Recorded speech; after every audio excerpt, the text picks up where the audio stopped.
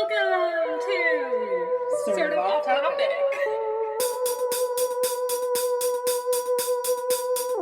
This is my beautiful and talented and very smart friend named Max, and you better fucking respect her. And this is Janey, my non-romantic life partner, who I would kill or die for 1,000 times over. And if you can't respect her, then you can't respect me. And if you can't respect me, you better get ready for a knuckle sandwich, baby. Hello, and welcome To an off-topic episode of Sort of the Story. I'm Janey. I'm Max. And this is the podcast where we usually tell you fairy tales and folktales and mythology. But today, Max is going to go off topic and tell us something she's deeply passionate about. Deeply, deeply passionate about. This is all she thinks about when she closes her eyes. Yeah. And the good news is also, you are here. Hey, guys. Welcome. Hi. How have you guys been? I hope it's been good. I hope you've been enjoying the off topics. I think they've been fantastic so far. I don't want to toot my own horn. Yeah, they've been really good. That's a toot toot because the off topic season is my favorite thing that we do. Mm-hmm. Remember the medieval times episode? Wasn't that great? Remember how good that was? Hey, it hasn't come out yet, so I can't really blame you guys, but no knight has reached out to me yet to ask me to be his girlfriend. And if he does, I'll tell him to join the $4 level of our Patreon because that's how you become our girlfriend. Yes. For $4 a month, you can get access to our Discord, and also you get to be our girlfriend. Uh-huh. Or if $4 is too much for you, then for $3, you get Discord access and you're not our girlfriend. Yeah, we're just friends. We're just friends. That's the just friends tier. But we're good friends. Yeah. Yeah. And thank you, and we're excited to talk to you. Yeah, we love you guys. But come on. Yeah. $1 as well. What's another dollar in terms of girlfriends? You know what they say, $1 a day keeps the girlfriends away. Boyfriends at bay. Good. Okay. Or for $7 a month, you can get access to the Discord and also access to a full-length bonus episode of every month of the regular podcast. So that's like a regular fairy tale, folktale episode, but it's a secret bonus just for our $7 Patreon subscribers. So I mean, it's not that secret. Pay $7 and you can be in. Shh, it's a secret. Don't tell anyone. Don't tell anyone that it only takes $7 to listen. Good. Guys, how fucking efficient was that? Oh my gosh. Killing it. Yeah. If you're like, I'm already enjoying this so much, how can I leave them a 5-star review for this excellent intro? You can. That's a good news. Go to Apple Podcasts, leave us a $5 review. $5 review. And leave a funny little line, and we'll fucking share it on our Instagram stories. We don't care. See if we won't. See if we won't. I love you. Help me. Help me love you more, actually. Good, Max. Yeah. Excellent. Max has an entire fucking slideshow presentation. I said that right. And I won't apologize. Slideshow? I've been having a lot of problems with my lisp lately. Since you got your tooth? No, not since the tooth. Just in the past couple weeks, I've been noticing, especially as I've been editing, that I think my lisp is coming back. And it's been getting steadily worse, and I have been noticing it, but also you've been noticing it too on the recordings. And I'm like, oh shit. So anyway, as somebody who had a former very bad lisp and spent 12 years in speech therapy to get out of it, speech therapist, reach out. Give me some exercise. Oh no. Why is my childhood lisp coming back? I think you should start doing acting warm-up exercises. Blah, blah, blah, blah, blah, blah, blah. The teeth, the lips. Tip of the tongue and the teeth and the... I don't have problems with the T's. I have problems with the S's. Sally sold sex on the seashore. Oh my God, Sally. Good for you, Sally. Make Sex that sells. Make that bag, Sally. Okay. So for this episode, as Janey said, I have a slideshow. I tried to do this as an audio-only medium, and it just couldn't make it work. So there is a slideshow that accompanies this. I'm going to try and make it accessible to the people who are listening only, but also I'm going to time this out and sync it up with the audio and then post it on our YouTube. So that link will be in the description for this episode so that you can watch the slideshow at the same time that you're listening to the audio and see all of the beautiful visuals that I put together. It'll be like a real video. We'll put it up on Patreon and on YouTube. Yes. The links will be everywhere. Yeah, you'll be able to see it wherever the hell you want. I'll also put all of the pictures and stuff like that. I'll try to put all the pictures that we share on the Instagram so that you can also just slide through them if you're curious on what the fuck she's talking about. Yeah. So check out that link if you want to watch along, or if you just want to listen, just hang tight and we're going to get into it. I'm so excited to see how this works. Me too. All right. Well, with that, we are going to take a little break, and then Max is going to come back and tell us all about her wonderful topic. Goodbye. All right, Janey. Okay, Max. The topic that I have for you today is, as you already know, I'm chomping at the bit for this one. Nicolas Cage and his fabulous wealth. fucking insane. Already insane. I'm so excited. The actor Nicolas Cage. Yes. If you guys know another Nicolas Cage, it's the other one. I'll talk a little bit about who Nicolas Cage is and give you guys a little bit of background. But I'm talking about the actor Nicolas Cage, who in recent years has fallen upon financial hard times that have affected his choices in movies. And I'll talk about that as well. But he's known in Hollywood as being a bit of an eccentric. His acting roles tend to lean in the similar direction, where he plays a lot of people who are mildly to severely unhinged. What's your favorite Nicolas Cage movie? Ghost Rider 2: Spirit of Vengeance. Why did I not already know that? I actually do already know that. Yes. Wild. It's one of my favorite bad movies of all time. Yeah. It's incredible, and we're going to have to watch it. And also, I have to watch Vampire's Kiss now because I've seen a lot about it in researching for this presentation. And he was fantastic in Renfield as well. Yeah. He was great. really good in Renfield. Yeah. If you guys haven't watched the double feature that is Con Air and Face Off, go fucking watch it. Yes. Con Air is my favorite Nicolas Cage movie. I think he's unironically very handsome in that and has the saddest, most soulful eyes. And you just fucking root for him the whole movie. But also, it's the most ridiculous movie I've ever seen. Also, it has my boyfriend, John Cusack, in it. Oh, that's a good boyfriend. He's a good boyfriend. Yeah, he looks like a little ferret face boyfriend. Like he should be British, you know? Yeah. Yeah. Oh, like a little badger? He's like a little badger. Yeah. Yeah, in like a little waistcoat. Yes. Except that he's fucking John Cusack and he's a piece of trash. I love him. Like In that movie? Or no, he just seems like trash. what? He doesn't seem like trash to you? No. Seems like he would maybe be a little stinky and his apartment would be bad. what? No? No. Okay, I'm not saying that seems derogatory. I'm fastidious. saying that kind of nice. He seems like he keeps his whiskers very clean. He seems a little bit like he lives at the bottom of like a wet dumpster. What? Well, now you're describing him as a possum. And I love possums.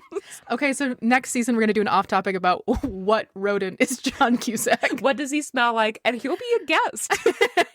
Honestly, great April Fools if we can get John Cusack on the pod. That's not what this is about. Tell me about Nicolas Cage. I will tell you about Nicolas Cage. All right. And you guys text us about what your favorite Nicolas Cage movie is. Yes.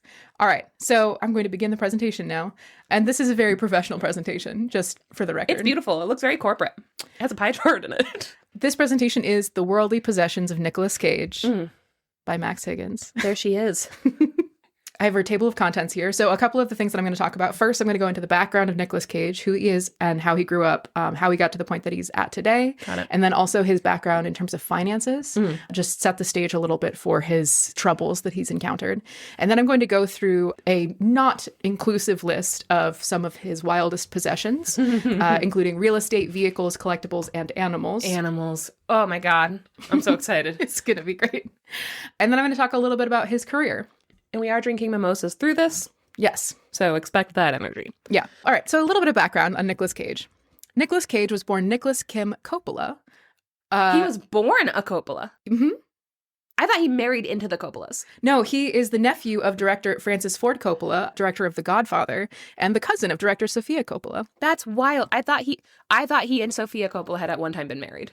Oh, I thought that was where the Coppola thing. That's insane. Okay. Yeah, so he's born into the Coppolas. Nicholas Kim Coppola is his given name. Nick Cage is a stage name. At the age of 15, Nicholas told his uncle, Francis Ford Coppola, who he looked up to so much.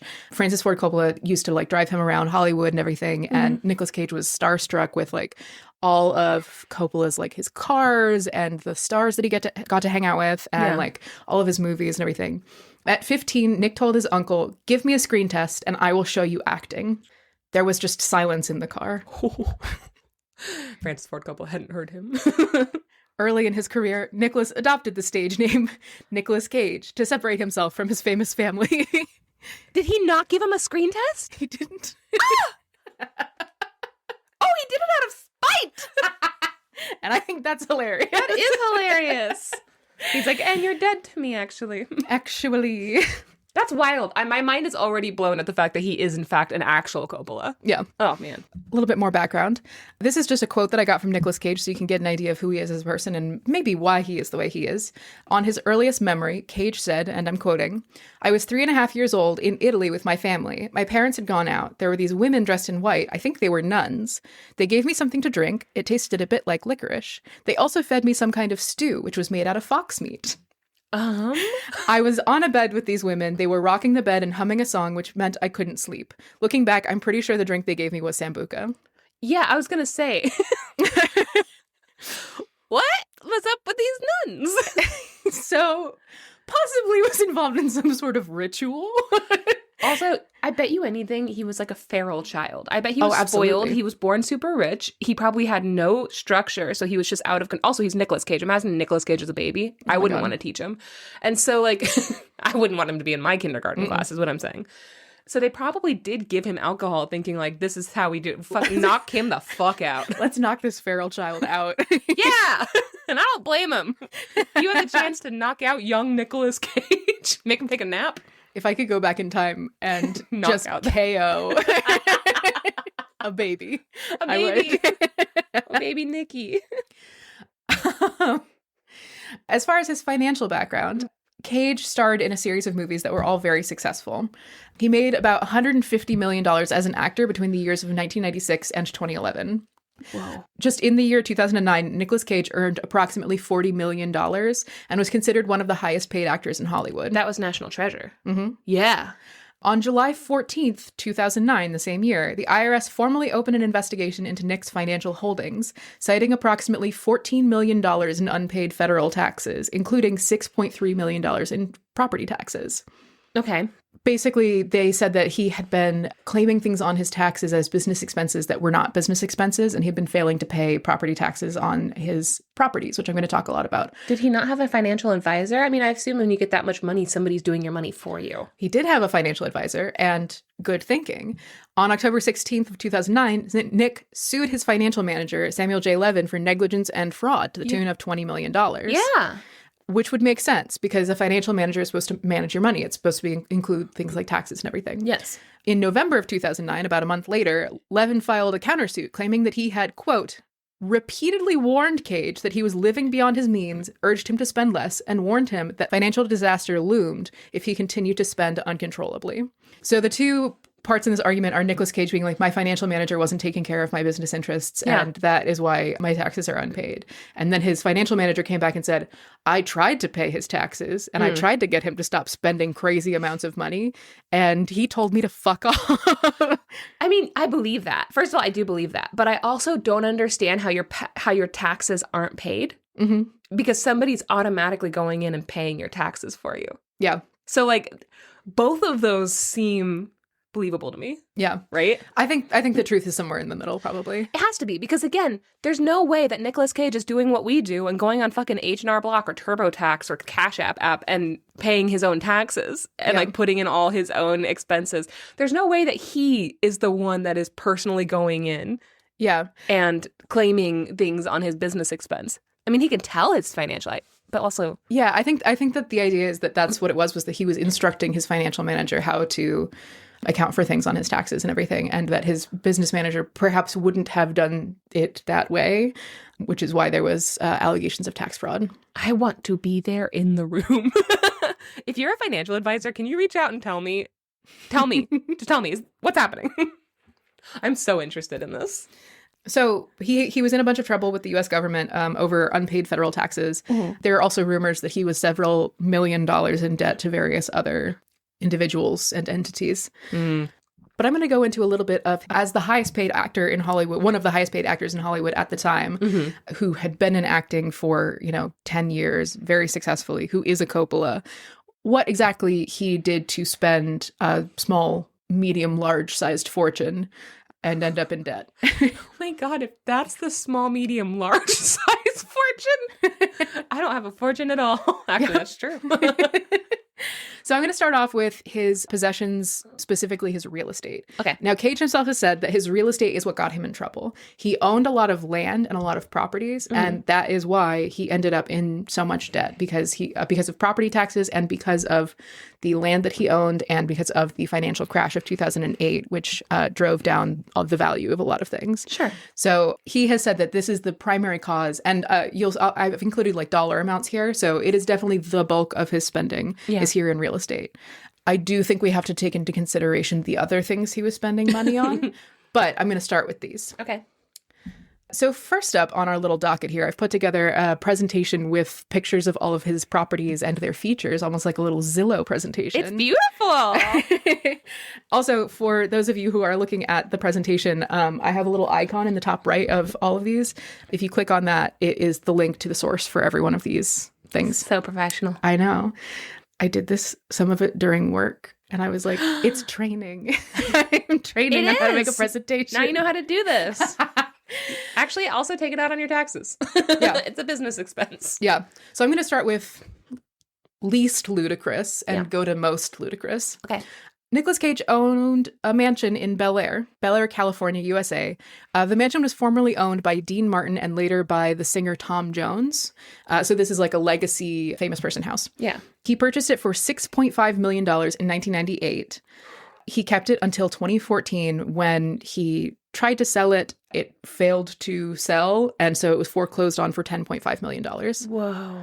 But some of the features of this house, Yeah. Nicolas Cage himself went through the entire house and installed a model train track around the ceiling of all of the rooms. Like in Casper. Like in Casper. Okay. So if you looked about a foot below the ceiling in any one of the rooms in this house, there was just a train track and there was a little train that was going around the house all the time. That's fun. Yeah. Unless you're trying to sleep. Unless you're trying to sleep. People who visited his house before it was foreclosed on described it as being covered with several hundred framed comic books. Okay. Nicolas Cage, if you don't know, is a huge fan of comic books. That's why he's a big old nerd. ghostwriter. Yes. Yes, absolutely. But apparently he had his comics collection on all of the walls. Mm-hmm. Do you think he was trying so hard to be in Hellboy? Oh, I bet he was. Genuinely, do you think he was trying to have Ron Perlman's part? Oh, no. I bet he was. I bet he was probably going for a different character. I don't think he has the build for Hellboy, and I think he knows it. I hope he knows it. I don't think he would know that, but I also think that he thinks that he's super masculine, and I also think that he can do anything. Like, that he thinks he can do anything, you know? Maybe. I bet he wanted to be Hellboy. Yeah. I mean, who doesn't? I also am going to assume he was trying to be Daredevil. Why not? Yeah, that's also really fair. Yeah. His favorite is Ghost Rider, though, and I'll talk about that more later. Okay. This Bel Air mansion also includes a central tower, a custom wine cellar, a 35-seat home theater. Okay. I'm assuming with a surround sound. What if there's not? There's just one sound bar and it's vibrating against the wall. 6 bedrooms, 9 baths, and an Olympic-sized pool. So this is a very well kitted out manor in the middle of one of the most expensive places in the country. It's so beautiful. It's really gorgeous. I have a picture here. It's like this almost like English style manor that's covered over with ivy, and it has this like beautiful garden and beautiful swimming pool and everything. It's the grass going up to the swimming pool for me that makes it actually look gorgeous. Yeah, it's really beautiful. I mean, it really is like just a beautiful property. Mm-hmm. Unfortunately, though, it didn't sell at auction, which is why it was foreclosed on. And the reason why it didn't, in spite of the fact that it is in this very sought after area and it is this very fine mansion, is because all of the people who were interested in buying it wanted it to come with a tennis court, and it didn't have one. I'm so angry at humanity. Yep. Sorry, Ooh. Okay. Sorry. I'm really glad that made you as mad as it made me. My mind just flashed to like legitimately like 10 different tragedies and like travesties in the world on the forefront of my mind. Yep. Whew. Yep. This is a beautiful home. Doesn't fucking have a tennis court. You can't go to the country club that you're going to go to anyway, Gladys. You can't fucking build a tennis court on your property. I know. That I'm going to assume has room. Oh my God. Yeah, absolutely fucking crazy. Okay. Yeah. So that's his Bel Air mansion. This is probably the least ludicrous of his properties. It's gorgeous. We also have a description of someone who did a walkthrough of the building before Nicolas Cage moved out and the place was foreclosed on. Yeah. A quote from a property review that someone wrote having toured the house says, quote, "The rooms were painted in garish hues and featured touches such as sconces modeled from a cast of Cage's arm, What? a bright red dragon sculpture, and an electric train which chugged around the breakfast room." This man's crazy. I feel like that's more important to note than the tennis courts. I'm going to go ahead and assume the decor is the main reason and that the tennis courts was an excuse. They weren't going to be like, I don't want to live in a house that has a bunch of Nick Cage arms holding up my lights. I feel like those would be easier to replace. I feel like he probably took those with him too. He just has a warehouse full of arms. Do you not? Not his arms. All right, so our next property, we have Gray Craig. Yes, we do. Gray Craig, who's the grandfather of old Greg. Gray Craig is a house in Middletown, Rhode Island in the U.S.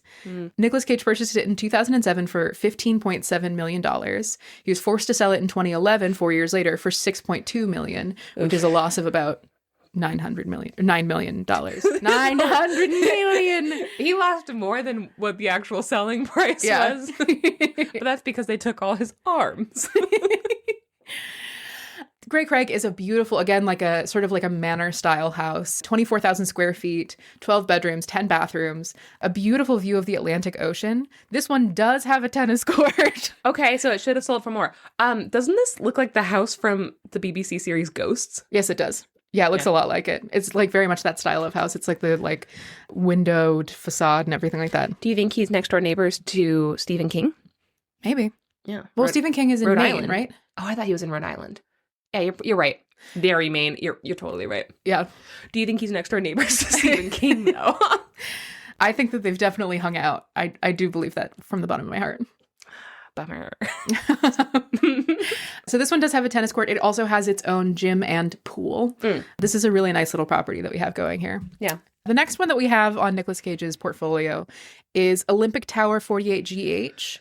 This is an two apartment units in New York City in one of the most sought after apartment buildings in the city, probably the most sought after. Yeah. It is on the 48th floor of this apartment complex, and he purchased units G and H and then broke down the wall between them to combine them. Yeah. If I had money, that's what I would do in New York. Yeah. I have pictures here of the view that he has. He has an almost 360-degree view of the Manhattan skyline. Wow. Yeah. You can see, like, that's... Yeah. Yeah. He could just see the Empire State Building. Yeah. Absolutely huge. It's 3,550 square feet. Fucking unbelievable. In New York City. Yeah. 2 units that he put together, 5 bedrooms, 3.5 baths, and a view of the New York skyline. Absolutely crazy. He was forced to sell this one as well. And I believe it, like some like sultanate purchased it and combined it with a couple of other units or something like that. She's made it even bigger. Yeah.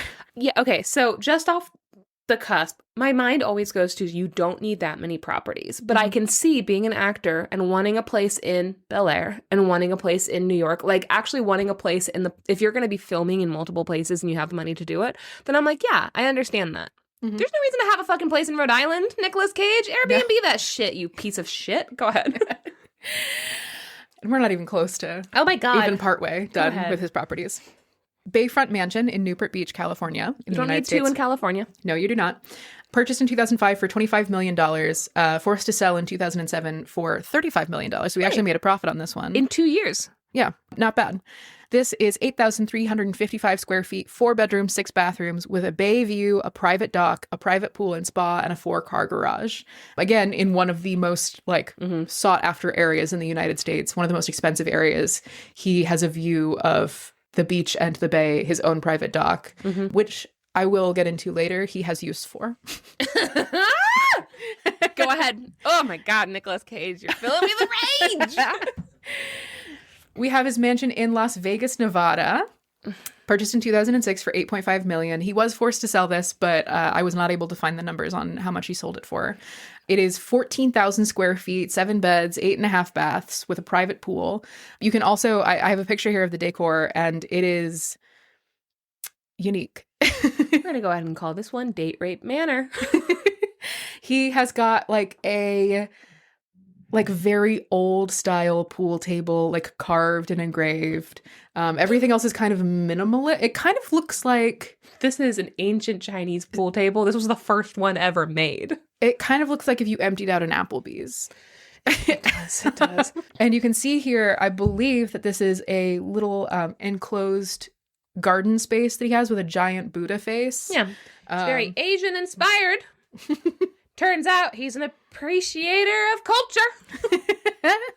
And again, this is in Vegas, which, while not as expensive as some of the other areas that his properties are in, it's 14,000 square feet in Vegas. Hey, if you ever wanted to be roofied in Las Vegas by Nicolas Cage, 2006 was the year to do it. I suppose that's true. Yeah. If you were going to do it, it would have to be If that was on your bucket list. Getting roofied while looking at a big old Buddha head. Oh. The slideshow's making me hate Nicolas Cage. San Francisco, California. Beautiful. He has a Gothic style mansion. Gorgeous. This is one of my favorites of his properties. Yes. You can see back here, this is a view of the San Francisco Bay directly behind the house. Yeah, he loves water. He has a view of the Golden Gate Bridge and Alcatraz from his house here. I can see Alcatraz from my house. Yep, he can.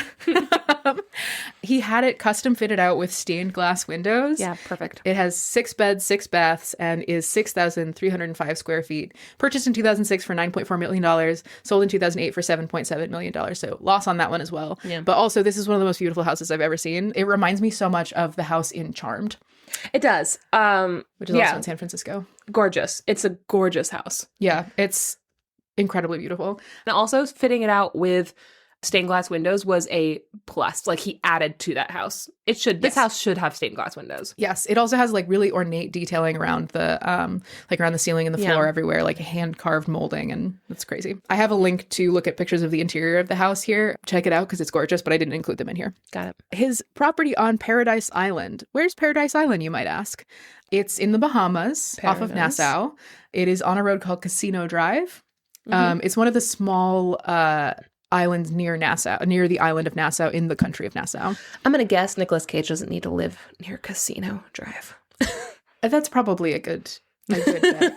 This is the only picture I could find of it online. It's like a big sprawling kind of like mid-century modern like mansion, basically. It's on this tiny little strip of land so that it's got beach on 3 sides. Yeah. And private dock and everything. Bunch of like porches. He functionally abandoned this property. He stopped going to it and stopped paying for it to be taken care of, so it's considered a derelict. Do you think he forgot about it? I feel like you would just forget about some of these. Yeah, exactly. Especially if you don't usually...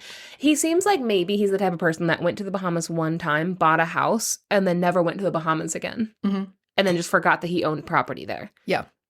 I feel like that's pretty easy to have happen for him. This property is considered a derelict, and the most recent news is that it has the land that it's on, and the land itself has been purchased by the Royal Caribbean for the production of a new beach club that's going to go in that location. So potentially this house is going to be torn down and replaced with a resort. That's what they need. Yep. More resorts.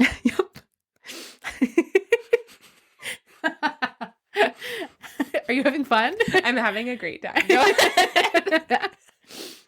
Max is watching my soul die.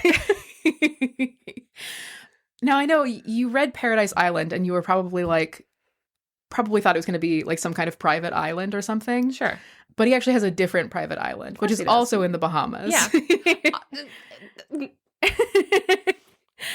It doesn't have this big, beautiful house on it, but it is over 40 acres in the Bahamas. An entire island that he just owned. It's in the island chain of the Exumas. He purchased it in 2006 for $3 million. God, to go back in time to 2006, just purchase an island for $3 million. Real estate was so cheap. Quick aside, Jim Williams of Midnight in the Garden of Good and Evil made his fortune when he purchased an island called Cabbage Island near Brunswick, which is an hour away from us. He purchased it in like the 50s, maybe early 60s for $6,000, which is $45,000 today. Sorry, this isn't real aside, but this is part of my tour. He purchased it for $6,000. Very shortly after he purchased it, he was contacted by an oil company who was like, we actually wanted to drill on there. Can we buy it from you? And he sold it for $900,000. At the time or modern? Yes, at the time. Which is the equivalent of $8 million today. Jesus. And right after they signed on the dotted line and he became essentially a millionaire, Georgia passed a law saying no drilling in Georgia. So they never were able to actually drill on that land. Oh my God. Anyway, so like there was a heyday to buy islands. There was definitely a time for it. Mm-hmm. And God, I wish that time was now. Not because I want an island, but because I feel like that would be an indicator that I would never be able to own a home. Yeah. Guys, go read Lawyer Games by Depp Kirkland and Midnight in the Garden of Good and Evil by John Brandt. Yeah. So this little island is called Leaf Key. Mm-hmm. It's about 40 acres, 3 sand beaches, 2 lagoons. It's a really good spot for sport fishing. Sure. It is in the ocean a couple miles south of Pablo Escobar's former island, Norman's Key. Sure. There are rumors that I didn't look too far into that there are other islands nearby owned by John Travolta and Johnny Depp. So this is like, Fort Bahamas has become like dirtbag central. Yep. All right. Yep. And also, just because it bears reiterating, this is a private island. Guys, fucking come for me. Johnny Depp is evil. Yeah. He's a piece of shit. And also he's Filipino, so you know that's hard for me to say. I didn't know that. Johnny Depp's Filipino. It's crazy that you've never told me that before. I mean, it makes sense. It makes sense that he's Filipino because he's a dirtbag. It makes sense that you haven't told me because he's a dirtbag. He's a dirtbag. Yeah, it just doesn't. You know that these things just come up. Yeah. Yeah, so just to reiterate, he owns all of these properties plus a private island, an island that he owns. Land, just a whole island in the ocean that is owned by Nicolas Cage. And there's no property on it? There's no, like, construction. Oh, yeah. So, I mean, this alone kind of seems, if you don't build anything on it, you just have, like, nature preserves. Like, it's not, you just have land. Mm-hmm. It becomes a sort of, like, protected nature preserve. Yeah. For the time being. There are stories that he brought his son, I believe his son Kal-El, named after Superman. Nerd. He and his son Kal-El used to spend a lot of time together here at this island. They would boat out together and then just hang out in the lagoons.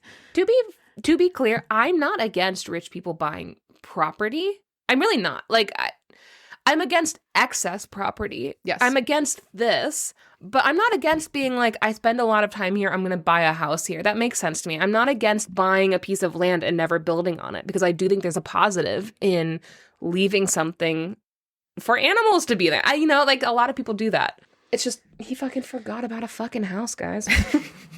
Here's where we get into the really big bucks. Okay. Schloss Niedstein in Etzelwang, Oberpfalz, Germany, is a castle. Yeah. It's just a castle. Sure. He just bought a castle. Purchased in 2006 for $2.3 million. Forced to sell in 2009. I wasn't able to find numbers for that. That's not even half as expensive as some of his other properties. Yeah. Yeah, that's pretty good. But it is a fucking castle. Sure. Sure. It's a 16th century castle with 10 bedrooms, 5 baths. The property includes 400 acres of forest. Mm-hmm. Nicolas Cage went through a period in his life after, not that they're connected, but it was after he filmed National Treasure. Yeah. Where he got very invested in meditation and in research. Mm-hmm. And specifically, he was researching the most valuable things, as far as he considered them, in human history. And he wanted to find a treasure of his own. And the treasure that he fixated on was the Holy Grail. Yeah. As one does. He's a method actor, right? Either he is, or it's a lot of coincidences in his career. I am unwilling to believe this isn't connected to National Treasure. Yes. But he started doing a lot of reading on, like, the Holy Grail, and he was, like, convinced that he could find it. Sure. So he purchased this castle because he believed that somewhere on this property he would find the Holy Grail. I have a quote here from him talking about his search for the Holy Grail. You read a book, and then there's a reference to another book, and then you buy that book, and then you attach the references. For me, it was all about finding the Grail. Was it here? Was it there? Searching. I wonder if he found it in that house he bought. That castle he bought. This is also just a beautiful castle. It's like a really gorgeous, like, German-style castle. I bet he never once stayed in it. He's basically doing the rich person equivalent of getting a timeshare. Mm-hmm. Yeah, he really is. Mm-hmm.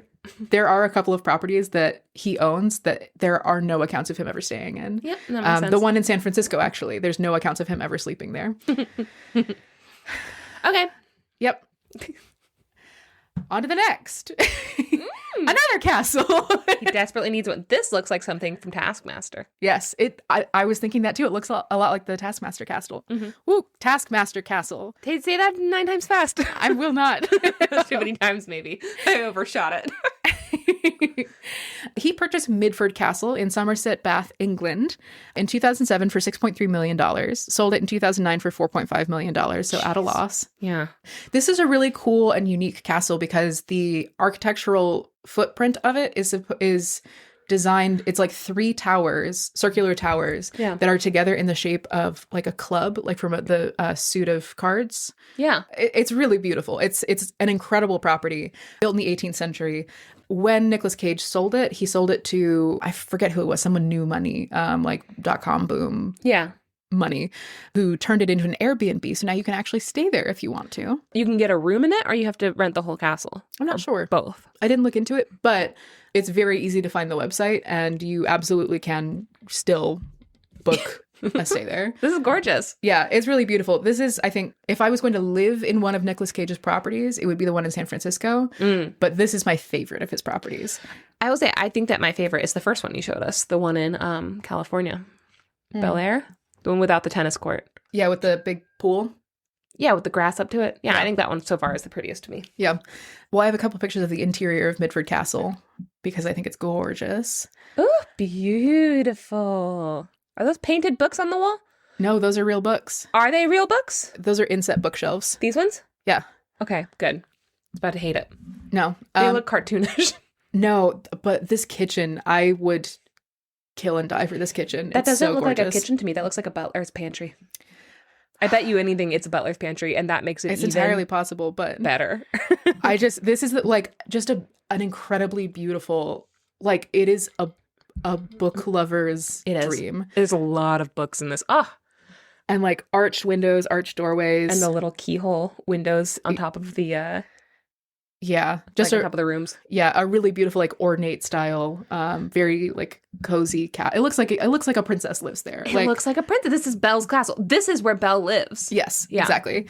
God, it's so pretty. I love it so much. You live it so much. I love it so much. So that's Midford Castle. We got 2 more. I literally, without even looking at the location, knew this one was in New Orleans. Yes. This is Our Mother of Perpetual Help Chapel in New Orleans, Louisiana. It looks like it's in New Orleans. This looks like this looks like American Horror Story. Yes. Coven. It's funny that you should say that. I couldn't find any numbers on what he purchased it for, but it was foreclosed on in 2009 for the total of $2.2 million. That means he bought it for like $9 million. It's like a 2-story home in Louisiana. It was a chapel for a while, specifically like a place that people would be able to go to get help. It was like an outreach kind of care location within the church. This property was formerly owned by Anne Rice, the author of Interview with a Vampire. Yeah. And this specific house is featured in her novel Violin. This is what you buy if you want to get haunted. Yes. What the fuck? It certainly is. It's 13,000 square feet, porch on the 2nd floor. It's beautiful. I saw a couple of pictures of the inside too, and it's all like, it's exactly how you want like a former chapel in New Orleans to look. I would be scared to live there. I don't think you would be right to be scared. I don't think I'm a fearful person, but looking at this house, there's no fucking way I would live there. Yeah. All right. Our next one is also in New Orleans. No! Max, what? Nicholas Kim Coppola, stage name Nicolas Cage, purchased the La Laurie Mansion in New Orleans, Louisiana, United States. What's wrong with him? Oh my God! Purchased in 2007 for $3.4 million, foreclosed on in 2009. Wasn't able to find the total. 8 beds, 8 baths. This is the previous home of purported serial killer Madame Delphine Lalaurie, who is historically known as one of the most barbarous killers in history. She's the most evil woman in American history, at least.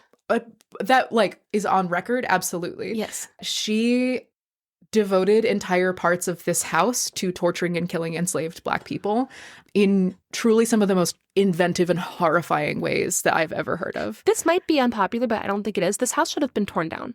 This house should have been torn down, and they should have instead put a monument up there in this house. I'm mad that this house still exists and that fucking Nicolas Cage was able to purchase it. Probably as a fucking, like, gimmick. Yes. It is considered one of the most haunted houses in the United States, which is why Nicolas Cage purchased it. In 2007, he said, quote, "I bought it figuring it would be a good place in which to write the great American horror novel. I didn't get too far with the novel." No, is he not a good writer? That's shocking. It's shocking that the man can read. He specifically purchased it because it's like the most haunted building in the United States, and he was like, I could write a horror novel. And then he tried writing a horror novel and was like, nah, not for me. Too hard. I'm too busy buying more stuff. By the way, it's not the most haunted house. It's certainly up there, probably top 5. Do you know what the most haunted house in the United States is? Let everybody think about it. What do you think, Max? I don't know. It's the White House. The most haunted house in the United States is, in fact, the White House, mostly because of how many people throughout American history have reported seeing the ghost of Abraham Lincoln. Winston Churchill said one time he was taking a bath and Abraham Lincoln showed up in the bathroom. I was like, room in there for one more? Scooch over. I got a back pain. See? He's like, I don't think this is Lincoln. I can't be sure, but I feel like it's somebody disguised as Lincoln. Maybe not a ghost. Maybe not a ghost. Maybe just a guy. Yeah. Fucking crazy guy that wants to get in the bath with Winston Churchill. That's for sure a bath farter. Like, you don't even want to be in a hot tub with him. He farts in a communal hot tub. He turns them all into a jacuzzi. Rotten hell. Anyway. Woo! If you've heard the name Madame Delphine Lalaurie, it's probably you've watched American Horror Story Coven. Yeah. She's a character in it played by Kathy Bates. And they go into the backstory of her. And I watched that show and I was like, wow, this is a horrifying character to have invented. And then I found out that it was like a historical figure. Like in a lot, I stopped watching American Horror Story. I watched the first couple seasons. I got to Coven, hated it. I know that's unpopular. And I only watched a couple episodes into the Carnival one. I just couldn't do it. Yeah. But with her character specifically, I was like, you're overdoing it. It feels masturbatory, some of the stuff that they did on that show, where I'm like, great. Kathy Bates really is fucking torturing Black people. Yeah. Like, honestly, it feels masturbatory how they actually did it. It didn't feel respectful at all to me. Yeah. Which is why also this house should not exist. No, I agree. It's fucked up. Yeah. It's fucked up. He purchased the Lalaurie mansion and sold it eventually. It was foreclosed on, but he very quickly tried to get rid of it, had a hard time doing so. Yeah.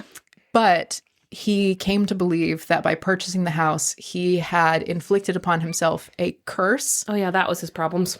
Yeah, that's where all his problems came from. Let's go ahead and blame the ghosts. Mm-hmm. I have heard accounts that he blames his financial problems on the curse of the Lalaurie mansion. Mm-hmm. I didn't find him quoted as saying that ever, but I don't think that that's necessarily the main problem. Also in New Orleans, in Louisiana, the United States, he purchased a plot of land in one of the cemeteries. In St. Go ahead. I'm going to make it through this. I promise.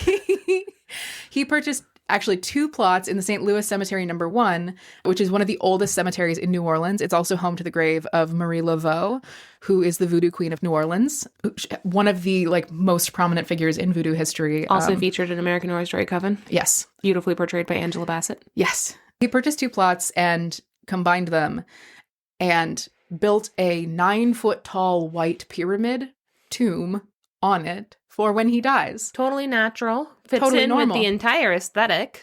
Everything around it is these beautifully mildewed above ground crypts and everything. And then there's this fucking ghostly white modern pyramid. It looks fucking horrible. This looks like a Scientology fucking pyramid. Yes, it really does. It really does. The idea of him purchasing this land was that he thought that if he was buried in the same cemetery as Marie Laveau, he would be protected from the Lalaurie curse that he had inflicted on himself by buying the Lalaurie mansion. Egregious and racist. Yeah, pretty bad. You bought the house where a bunch of Black people were tortured and murdered in, and now you're saying that you want to, in death, somehow attach yourself to the name of a famous Black person from New Orleans. Racist. Pretty bad. Pretty bad. And it's also specifically being he wanted her spirit to protect his spirit from a curse that he brought on himself. Her fucking spirit wants nothing to do with you, no. Coppola. There's an inscription on the pyramid that says omnia ab uno, everything from one, in Latin. He's refused to explain what that means. Really seems like some Illuminati shit, though.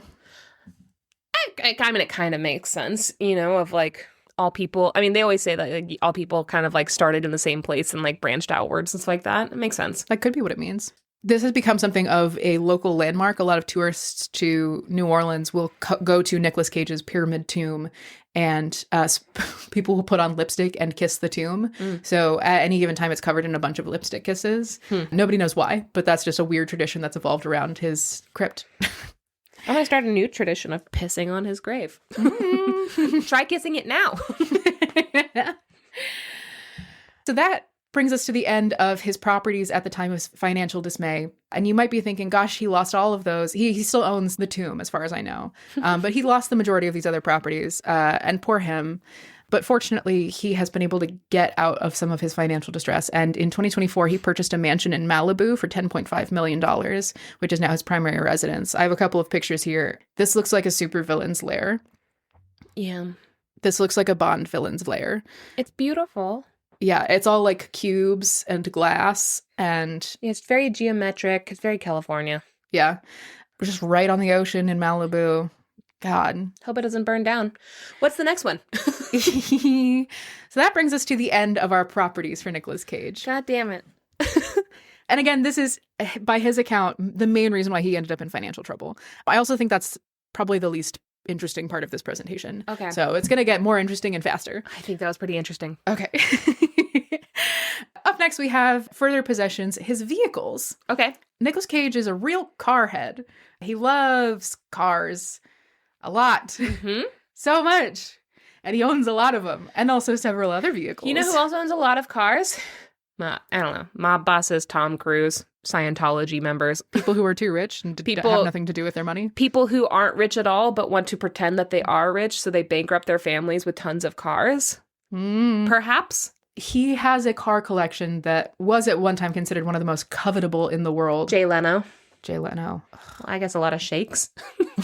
I don't know. His car collection was at one time considered one of the most respectable in the world. He did have to sell a lot of his cars, but specifically the ethos behind his collection was that he gathered historically significant cars, things from movies that had inspired him or things that had historical significance that he thought was interesting. Mm-hmm. So he has his car collection, then he has a couple of other things, but I'm going to go through these. I don't know fuck about cars, so I'm just going to do my best. Sure.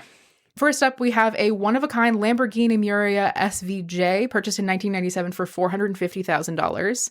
This stupid car. Yes, it's like a little orange coupe kind of thing. Mm-hmm. It's a custom car that was built for the late Shah of Iran, Mohammad Reza Pahlavi. He had it custom made, and then ended up, when he died, I believe, he ended up, his estate sold it to Nicolas Cage. Mm-hmm. At the time that Nicolas Cage purchased it, it had less than 1,864 miles on it. Apparently, the Shah of Iran had primarily used it to go up and down mountains for skiing trips. I also don't know anything about cars. I don't watch Fast and Furious for the cars, guys. I watch it for the plot. And the plot is Vin Diesel. The plot is Vin Diesel and Ludacris, let's be honest. Yeah. However, I don't think you buy a Lamborghini to drive it like long distances. You don't buy a Lamborghini to like put wear and tear on it. Yeah. You buy a Lamborghini to like go on dates and like let people see it and then park it back in your fucking garage and let it sit and rot. Yeah. And the mile count would exactly corroborate that. But he was specifically using it to go up and down mountains to go skiing. So he would drive it up to the top of the mountain, park it, have someone drive it back down to the bottom of the mountain, and he would ski down, and then they would pick him up and drive him back to the top of the mountain. Mm-hmm. Really expensive car for that. Sure. But that's fine. At the time that Nick purchased it, it still had its snow tires on for skiing trips. At the time that it was purchased in 1997, it was the most expensive car sold at auction that year in Europe. $450,000. It's a lot. Yup. Up next, we have a Gulfstream 1159A turbojet, just a private plane for himself. Yeah. Purchase price estimated at more than $20 million. Yeah. Plus the expense of having a cabin crew and a pilot and shit. And gas. Yes. And also docking fees. It's not docking fees for an airplane. Like landing. Sure. This is a big part of why he got in trouble with the IRS, because he claimed this Gulfstream as a business expense. If you're flying it back and forth to where you need to go for business, I can see that. I can see it. But also, he might not be allowed to do it, but Yeah, and also you don't need a top-of-the-line private plane to do that. I mean, you say you don't need it, but like Taylor Swift has her private fucking jets that she's spending $1 billion a year to fly everywhere. And I'm guaranteeing you that that is a business expense. Yeah. But also she's probably flying it more for business than he is. Yeah. At the time that he was audited by the IRS, this, specifically the Gulfstream alone, was audited for a total of $666,000 in unpaid taxes. You know who I think we can blame for that? The devil. No, probably Lullery. Mm. You know, she probably did it. 666,000. It's probably because he bought that evil house. Nicolas Cage. Nicolas. Poor thing. Nicolas. Next, a fleet of yachts. A fleet in this case is about 3 that I'm aware of, but a fleet of yachts. Purchase price estimated $70 million. The leader of his fleet of yachts, named the Sarita, that yacht alone was about $20 million. Specifically, or no, so I'm sorry, there are 4 yachts in his fleet, not 3. 4 luxury yachts that he purchased specifically to carry him from the Bahamas to his private island in the Bahamas. Why do you need 4? Janey, don't be silly. Max. What if he brings friends? 4 friends? 1 for each yacht? 1 for each yacht, of course. Friends. Well, yeah, I mean, he would obviously need 3 yachts he would need 4 yachts to bring 3 friends. It's him and 1, and then 1 in each of the other ones, because all of the yachts only have 1 bedroom. Haha, just kidding. The Sarita, the leader of the fleet specifically, on its own, 1 boat, 12 master bedrooms. Also includes an onboard jacuzzi, a gym, and a lower deck open restaurant. On the 1 boat. On the 1! He can't have that many friends! Not that many people want to hang out with Nicolas Cage. On a private island. Fucking, do we know if he's on the Epstein list? He has to be, right? Maybe. I will fucking eat my shoes, my rubber fucking slippers that are for inside use only. I will eat them right here in front of you if he's not on the Epstein list. It's possible. I'll snort his fucking grave dirt, Max. 12 master bedrooms on a boat that is one of 4 boats. Why? Why? I can't think about that too much or I'm going to start screaming. As far as the rest of his vehicle collection, I'll give you the short version. By 2004, his collection reportedly included about 30 motorcycles and about 50 cars, including 9 Rolls Royces. Is it Bugatti? I think a Bugatti is a motorcycle. No, is it not? I don't know. I'm glad you came to me with this. It's important you know Bugatti is a type of lizard.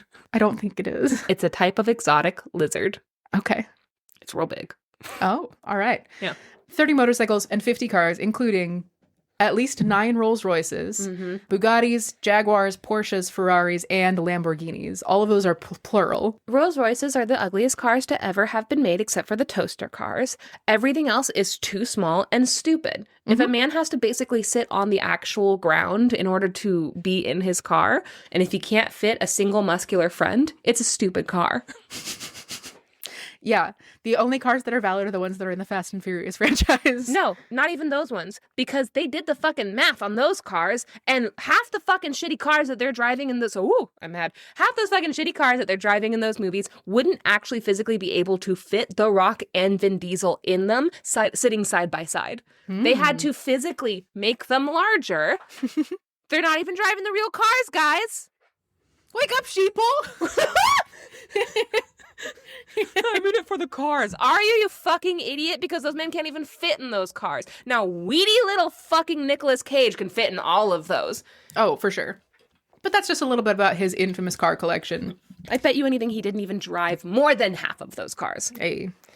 So moving on from his collection of vehicles, we have his collectibles. Now, this is my personal favorite section of the presentation. Because he's just a silly guy. He has interests, and boy, does he spend money on them. Got it. I'm going to guess. You already said the comic books. Mm-hmm. Okay. He also has a bunch of Precious Moments figurines. Got a big old collection of different types of chips. Only eats the plain ones. Oof. That's what I would do if I was an eccentric millionaire. You can just buy chips, You could do that. And Max, like on a budget of $50, you could be an eccentric collector of chips. Go ahead. Okay. Do you want to take a quick break first? I feel like this is a good place to stop. Guys, let's take a little break and so I can scream and scream and scream. And we'll be back to talk about his collectibles.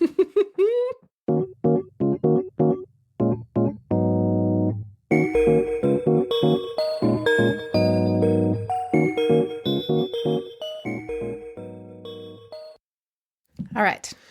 I have some thoughts that I had over the break. Okay. All right. Number one, I do think I need to give a little more explanation as to why I called him racist regarding Marie Laveau. The fact that he bought the house that belonged to Lalaurie is disgusting in general, because it was a gimmick for him. It was like, isn't this quirky and fun that these horrible things happened to Black people? I mean, at the very least, he wasn't thinking of Black people. He was just thinking a bunch of murders took place here. There was human suffering. Isn't this funny and quirky? And can I use it to make my own brand a little funnier and quirkier? And then later, when he was feeling guilty, he tried to make a Black woman, a historical Black woman, do spiritual and emotional labor for him. That is racist. Yep. And again, at the very least, he was being tone deaf and racist. But like unintentionally racist. Okay. That's at the very least. That's like the grace I'm going to give him, is that not only was he tone deaf, he was unintentionally racist. But at the very most, he was intentionally racist and also misogynistic. Asking any woman to do any labor for you after you made a very poor decision financially and morally. Mm-hmm. That's fucked up, Nicolas Cage. So that's the first thing. Second, I would also like to do a little bit of not backtracking, but I feel like I've been very hard on Nicolas Cage, and I do think that it's worth mentioning that this is a sickness, and being charitable, I think that this is a very prominent sickness that a lot of people have, mostly rich people because they can afford to have this sickness, but being a shopaholic and buying in excess and filling your life with material objects like this is not new, and it is also not necessarily something that many people can overcome on their own. So I would like to be charitable and say that this is probably a sickness and being a disease that needs to be said. I will also say that I am brimming with rage. Yeah.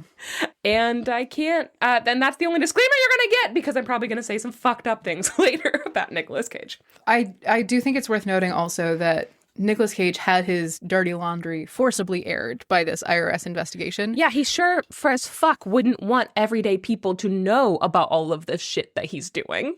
Yeah. But also there are a bunch of other celebrities who have as much, if not more, egregious wealth that they have as ridiculously spent. So Jay Leno. Yep. So not to say that Nicolas Cage is I think that he's probably a particularly notable example, but that's only because we have the data to back up what exactly he owned or didn't own because of the IRS investigation. And also some of my data is based on secondhand sources and things like that, like realties, which aren't required to accurately report numbers. But also, I don't think that he's as far out of the norm as we would like to think. So I think that this is a systemic issue, and Jesus Christ, you don't need that many fucking houses. No, but just like with any addiction, I think that is worth noting, that you can tell somebody you don't need to have that many beers tonight, and it's not going to actually, that's not going to register on an alcoholic, you know? Yeah. So I think that should be stated, but I am still fucking mad at him. Okay, go ahead. Yeah. All right. Moving on to his collectibles. This is fun. It's good. Okay, good. All right. First up, we have Action Comics #1. You've probably heard about this comic before. This is the first ever appearance of Superman. Okay. In any comic, anywhere. Action Comics #1. He purchased it in 1997 for $150,000. Whoa. There are only about 100 existing copies in the world. It is rumored that this copy that Nicolas Cage owned was the best preserved copy of those 100 copies. Yeah. So this is not something that is like available. These are owned exclusively by like private collectors. They are monumentally expensive. His is $150,000 in 1997, so be millions of dollars now. Interesting thing about this is that someone broke into his house in 2000 and stole Action Comics #1 from him. It was missing for 11 years, and then finally in 2011, it was found in an abandoned storage locker in California. Yeah, because you can't fucking sell that shit. No. Because they'll know who it belongs to, so they just stole it and never did anything with it. Yep. Ooh! Yep. Stupid thieves. They returned it to Nicolas Cage because they were able to prove that it was his copy, but he immediately turned around and sold it for $2.2 million because presumably it was too much trouble if someone was going to break into his house to steal it. Well, also, this is 2011. Yeah. It seems like the bulk of his financial troubles happened in 2009, so he was probably like, thank God. Yeah. Yeah. At the time that Nicolas Cage purchased Action Comics #1, it set the record for the most expensive comic sold at auction. Jesus Christ. Yeah. But he's a big nerd, so Sure. I can see why he would be interested in this. Next, we have... I bet he never read it. I bet he never opened it. Yeah. Probably mint condition in the sleeve and everything like that. Yeah. Next, we have a fossilized Tarbosaurus skull. Jesus. Okay. This is a fucking dinosaur head. Purchased in 2007 for $276,000. This is a fossilized skull of a Tarbosaurus bataar, otherwise known as Tyrannosaurus bataar. They have since been considered the same species and kind of merged, but those are the two scientific names that are used for this creature. The skull itself is about between 70 to 96 million years old. It was found in the Gobi Desert in Mongolia and then sold at auction. Nicolas Cage actually outbid Leonardo DiCaprio for this skull, and that's how he got it. In 2015, Nicolas Cage lost possession of the skull because Homeland Security reached out to him and let him know that the skull was likely the property of the country of Mongolia. It had probably been stolen from Mongolia, and so they encouraged him to return it. So he returned it to the country of Mongolia and was just out $250,000. Okay. Good for him. Yeah. I wonder how they were encouraging him. Yes. Yes. But like the word on the street was that this was stolen from the country of Mongolia and then sold at auction. So the people who sold it to him didn't actually have the right to sell it. Okay. But yes, that has since been returned to Mongolia. We have a meteorite from Mars, a Martian meteorite, one might say. Sure. He purchased this Martian meteorite, and I have an interview from him talking about the meteorite. He was in a movie called The Color Out of Space, which is about a meteorite landing on a farm, and the meteorite has some quality to it that affects the landscape around it over time. And so, like, the horticulture of the area starts becoming strange and unusual. It's based on an H.P. Lovecraft story. Yeah, I was going to say, that's what it sounds like. Yeah. In one of the interviews that he did surrounding The Color Out of Space, he talked about this meteorite that he owned. I'm just going to read this quote because it's fucking crazy. I was very lucky. At one time, I actually owned a slab of a Martian meteorite. It was actually quite famous because people thought there were microbes in it that may connote life, and that theory had been debunked. It's probably worth a fortune now, but sadly, I think it was stolen from my house. There was a time when things were getting stolen from my properties, and that one went. Yeah, when you have that many properties, anybody could just fucking break in. You could just misplace your meteorite. Oh my God. I think it was one of the things that was stolen. I think. Nicholas, $250,000! Did you write it off in a police report? He has no idea what's in each of those houses. He has no idea what could be. It's a fucking thieves' paradise. Especially considering you know where Nicolas Cage is at all times, so you could just go to any one of his fucking properties. Yep. This is how those people started breaking in and living and wearing Paris Hilton's clothes. I just think it's fucking crazy that he spent a ton of money on a meteorite and then just doesn't know where it is. It sounds like fucking bonkers. And also that it might have had microbes that were an indicator of like life outside of Earth in the universe. And he was just like, yeah, it was kind of like a cool thing. I mean, it was debunked. Yeah. I kind of get that part. He's like, it was famous for a little while. They thought it wasn't true. The weird part is I don't know where it is. Maybe somebody has it. Maybe. Another thing that would be very easy to track down if you tried to sell it. Yes, that's true. Up next, we have allegedly shrunken heads. Turns out, racist. I don't have any official accounting of this, but visitors to Nicolas Cage's house claimed that he had a collection of shrunken heads in his house for, quote, unknown reasons. Because he's a fucking show-off narcissist. Because he likes to be the quirkiest person in the world. Because he doesn't care about the history of human suffering. Because he thinks it's funny to have human remains at his disposal. Yep. Not great. Because he's a fucking cultural parasite. How about that? Yeah. Yeah, it's really not great. Don't love it, for sure. Wasn't able to find any like confirmation of this or pictures of his collection or anything like that. This is just a stock photo of some shrunken heads. But maybe add a little arrow that just says not actually his. Yeah, some of these are stock photos. I believe like the Tarbosaurus skull is actually his. The meteorite is actually his. A lot of these sources are from kind of not the best. Yeah. So I cannot necessarily vouch for the credibility of the photos, but allegedly owned a bunch of shrunken heads, which I wouldn't disbelieve. Yeah. We're moving on into possessions, animals. I lied. This is my favorite part. Okay. Do you like my corporate art? I do. I do. It keeps getting more unhinged. As far as the animals that Nicolas Cage owned, I'm going to go from, again, least crazy to craziest. Okay. The first thing that we have up here is an African pied crow named Hugin. He's so cute. He is so cute. He's named after, in Norse mythology, Odin, the like main god, has two crows that are his like pets / familiars named Hugin and Munin. Mm-hmm. This crow is named Hugin after in Norse mythology. This crow lives in a geodesic dome inside of Nicolas Cage's house. As far as I know, still lives there with him. A couple of his animals he gave up to like preservation initiatives and wildlife reserves and things like that. But as far as I know, Hugin is still with him.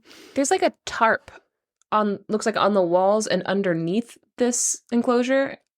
I would love to see a picture of the actual enclosure because right now this looks pretty sterile. Yeah. This is actually a still from a 60 Minutes tour of Nicolas Cage's house, which is fascinating to watch if you're interested. I believe I have that linked here. But quote from Nicolas Cage about his African pied crow, Hugin. He's taken to calling me names. It's comical. At least it is to me. When I leave the room, he'll say, bye, and then go, ass. This crow is me. Of his choice to purchase and own a crow, he says, crows are very intelligent, and I like their appearance, the Edgar Allan Poe aspect. I like the goth element. I'm a goth. You fucking nerd. He's such a dweeb. Oh, Summer didn't like that. Summer just barked and stomped out. He's like, I draw the line at you calling him a nerd. He did an interview with Marilyn Manson. Where another fucking rapist, woman abuser, piece of shit. Yep. Where they like interviewed each other, kind of. Yeah, that makes sense. They are fans of each other's work. Mm-hmm. In his interview with Marilyn Manson, Nick Cage said that Hugin, quote, likes to eat cat food, which makes it easy because I give my cats Sheba perfect portions. And Hugin enjoys it as well. I think he has a sense of humor. So maybe that's why he called me an asshole. Well, first of all, crows do like cat food. Yes. Second of all, is this fucking interview sponsored? And third of all, you are the company that you keep, you asshole. Yeah. I'm this crow. I stand with Hugin. Yeah, Hugin's right. So that's Hugin. Up next, we have a two-headed gopher snake named Harvey Dent. Oh, Harvey nerd! I know, he's such a fucking nerd! Named Harvey Dent after the character Two-Face from the Batman comics. This gopher snake is two-headed as a result of bicephaly, which is when... Bisexuality? Couldn't decide. The snake is bisexual. The snake is bisexual. Also, one head is called Harvey. The other one is called Dent. This is interesting because a lot of bicephalous snakes do not survive past when they're like hatchlings. This one survived into adulthood. Eventually, though, Nicolas Cage ended up giving it up to the Audubon Zoo in New Orleans in 2008 because it became very difficult to feed Harvey because the heads would fight over food. To be clear, they shared a stomach. Yeah, I was going to say, it doesn't matter if they fight over it. It's all going to the same place. Yeah, but they were like beating the shit out of each other. So it was really hard to feed them. So he donated Harvey to the Audubon Zoo, where Harvey lived to be about 14 years old. Wow. Which is, pretty old for a snake. Passed away in September of 2021. Especially a two-headed snake. Good for you, Harvey Dent. Yeah. Harvey and Dent. Harvey Dent. Yeah, he's so fucking weird. This is a picture of actual Harvey Dent, by the way. This is the actual snake that Nicolas Cage owned. It's a beautiful little snake. Mhm. Also, I love that on top of every animal picture, you have a little "Hello, my name is" name tag. That's nice. Just so you know. Yeah. Because he's such a fucking nerd. They're all nerd names. Of course they You are. Fucking dweeb. This snake was almost even more famous. Nicolas Cage was filming a movie called Bad Lieutenant, Port of Call, New Orleans, which was directed by Werner Herzog. And I have nothing else to say about that. I wish we had a camera in this room. It's just this like frozen moment. Werner, why? Oh, no, that makes sense. I also think Werner Herzog's a piece of shit. I know that is unpopular specifically with you, but he's another one where I'm like, yeah, I get it, you fucking narcissist. Oh no, he super is. I think he's fascinating. I don't think he's like He a thinks great he's fascinating. person. Yeah. Yeah, no, he thinks he's also fascinating. You're in good company. Yeah. God, men! But during the filming of Bad Lieutenant, Port of Call, New Orleans, there was a big party at which, quote, Werner Herzog came over, and at the time I owned a two-headed snake, Harvey Dent, brought it out, and everyone was freaked out by it. Werner said, now, Nicholas, we have to put that into the movie. I said, no, I'm not putting it into the movie because this is personal. Okay. What? Sure. So he filled Bad Lieutenant, Port of Call, New Orleans with snakes, iguanas, and alligators, but he never got the two-headed snake. All right. According to Nicolas Cage. Weird fucking moral line to draw, but sure. Just the rock in a hard place of fucking crazy people. It's like, I wouldn't I want exploit- your snake. No. You can't have my snake. It's personal. I won't dare exploit Harvey Dent except at this party where I bring him out for you all to scream at. Just what a time. What a time. Nicolas Cage purchased this snake at about $80,000 in 2007. Sure. Just for the record. A lot of animals in 2007. Yeah. That was like possessions. That was the peak of his buying. Next, we have a pair of king cobras, a male and a female. He purchased these in 2005 for $276,000. Okay, again, $276,000? Yes. Jesus. Weird. He named them Moby and Sheba. They're beautiful. This is a picture of just a mating pair of king cobras. These are not the exact ones, but Moby was actually an albino king cobra. Oh, whoa. That explains a lot of the price, Yes. I would assume. Yeah. But also, you're not supposed to own king cobras. I mean, Here's a quote from Cage about his cobras. I did have two king cobras, and they were not happy. They would try to hypnotize me by showing me their backs, and then they'd lunge at me. After I told that story on Letterman, the neighborhood wasn't too pleased that I had cobras, so I had them rehomed in a zoo. yeah. He donated them to a local zoo where they live the rest of their lives in captivity with appropriate care for reptiles. In an interview, though, he was asked the question, have the animals ever influenced your acting? And he said specifically, the cobras, definitely. They would try to hypnotize you by going side to side. So when I did Ghost Rider Spirit of Vengeance, that's something my character does before he attacks.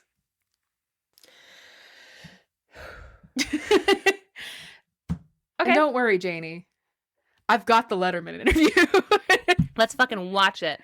How was your summer? Did you do anything special? Well, actually, it's funny you should ask me that because you don't have an interest in zoology, I think, and I just acquired two king cobras, Oh my God. a male and a female. And the female's name is Sheba, and the male's name is Moby because he's an albino, so it's like Moby Dick. And I have them behind two computer locked doors behind bulletproof glass.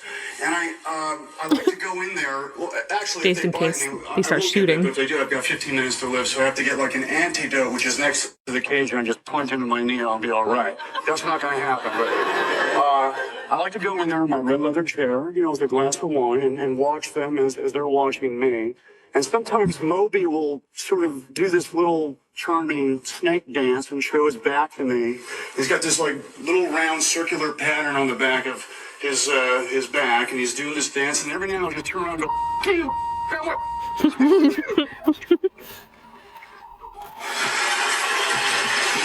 So after that, I have to just sort of kind of say goodnight, kids, and I go upstairs, I have to lie down and think about what just happened. Ah. Absolutely batshit crazy. A little bit crazy. So that's his 2 king cobras that want to kill him very badly. Yeah. Next on his pets list, we have an Asian water monitor, which is a very big lizard. Very venomous lizard. Yes. Mm-hmm. Like the most venomous thing in the world, right? I believe there are species of water monitor that are, yes. Yeah. He purchased this Asian water monitor in 2008. I wasn't able to find numbers on how much he purchased it for, but presumably very expensive. His water monitor's name was Michael. Couldn't find an explanation for why that is. Also, it just looks like Joanna from Rescuers Down Under. The truly sweetest little pet in the entire world. The one that eats all the eggs. Yeah, the picture that I have here is a water monitor wearing a little pet harness and just walking around and hanging out. She's so cute. Just precious. This was a 5-foot Varanus Salvator, which is a speckled Asian water monitor. He ended up donating it to Lake Forest's Wildlife Discovery Center in Memphis, Tennessee in April of 2013, when his filming schedule became too rigorous for him to care for Michael properly. Good. So I would assume he would have people for that. So yeah. So when he donated it to the Lake Forest Wildlife Discovery Center, they renamed the monitor Grug after Nicolas Cage's character in the movie The Croods. Okay, but his name is Michael and has been for the past, 5 years? I don't know if he ever was taught to respond to it or anything like that. But specifically, curator Rob Carmichael is quoted as saying, "He's a huge hit with the public as we let folks take him out for walks on nice days with a harness and leash under close supervision of me and my staff." So definitely not super venomous. Oh, he's so cute! Yeah, they have a big, beautiful lake in the Discovery Center, and people will just take this water monitor out for walkies. And I think that's really cute. Yeah, that's the cutest pet. But also, if you're able to take them on walks and they're able to be, they just like Bearded Dragons seem like dogs to me. They seem to attach to people. And so it kind of bums me out that he had something for 5 years and then gave it over. It's a responsible decision, but also a bummer. Yeah. That you would get an animal and allow it to bond, I assume. Yeah. And then allow it to have its name changed. Because they seem like dogs to me. Yeah, very dog-like. These pictures also... They make it look like a dog. Yeah, that's a puppy. That's a puppy. That's puppy as hell. Yeah. As a little aside here, Nicolas Cage has several notable tattoos. He's gotten a lot more recently, but one of his first tattoos, reportedly, is a back tattoo that he got in 1994 of a water monitor. Oh. And the water monitor is wearing a top hat and twirling a cane. Okay, gross. I like the idea of a water monitor tattoo. He specifically, in talking about the tattoo, he explained that the reason why he got it is because in other cultures, quote, other cultures have initiations into manhood. And that's what the tattoo was for me. He's just culture mining.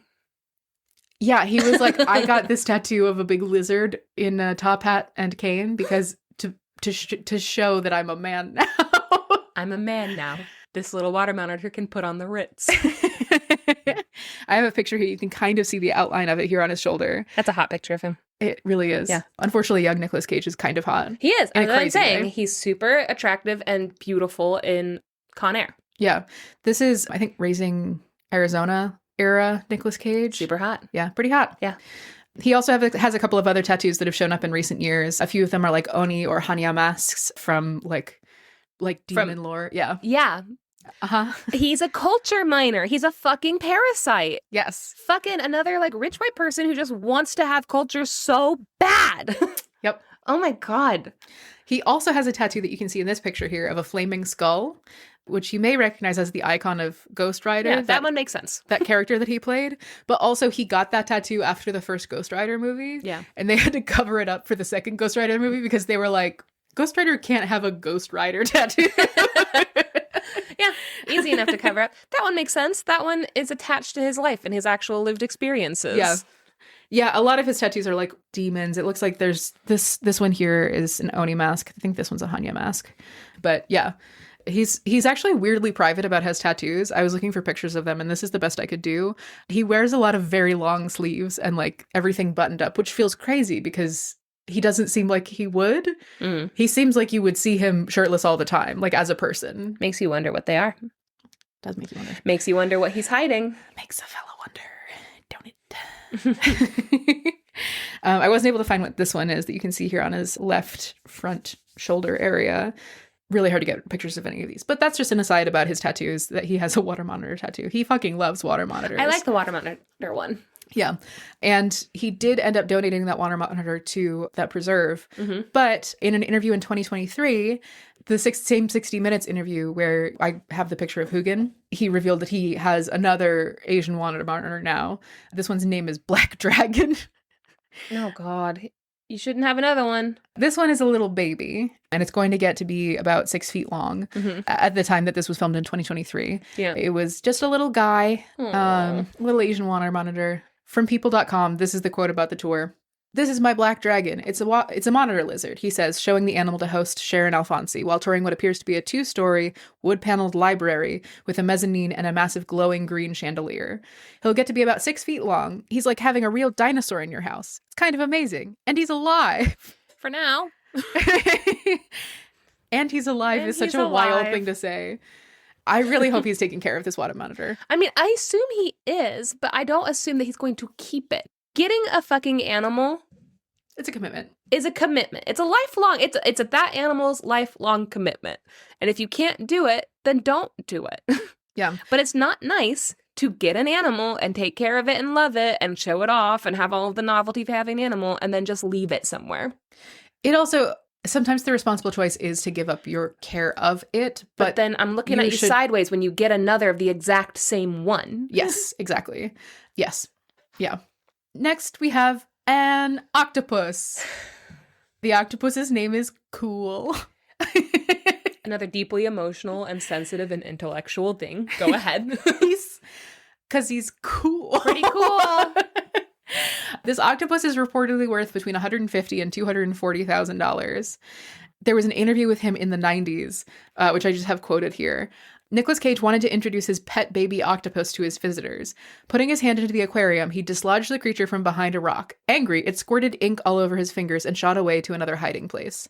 "He's mad at me now," said Cage. "What a pity. Just when we were beginning to get along." Cage cares about his octopus and all the other marine life he keeps in his 2 large aquariums. He finds it restful to lie in bed and watch them. Dentists put them in waiting rooms for the same purpose. That's true. Which home is this in? Great question. I think it's the one that has the model trains. Based on the timeline, I'm pretty sure it's that one. You think he moved it to Malibu with him? Hard to say. This is a quote that I wanted to pull out of this article because I would like to make t-shirts that have this on it. Okay. I feel like this can replace or at least supplement a phrase that we have in like the common cultural mindset at this point in time. Okay. And this is about the octopus. Nicolas Cage says, "What's an octopus? $80? You're not going to go into dire straits buying an octopus." He said this explaining that like his financial troubles were the result of his real estate purchases and not his other eccentric purchases.